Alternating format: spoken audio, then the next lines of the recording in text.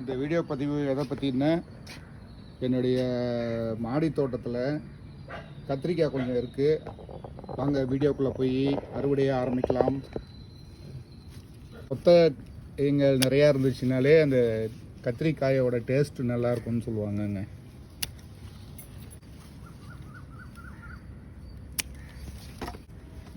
இங்கே ஒரு கத்திரிக்காய் இருக்குது, இதையும் அறுவடை பண்ணிக்கலாம். பாருங்கள், இது நல்ல பெருசாகவே இருக்குது. இது வந்து 2வது அறுவடைங்க.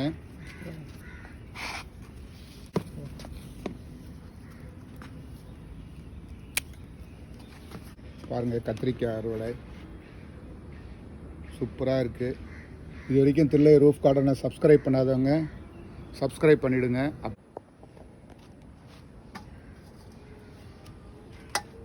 இன்றைய மொத்த அறுவடை பாருங்கள்.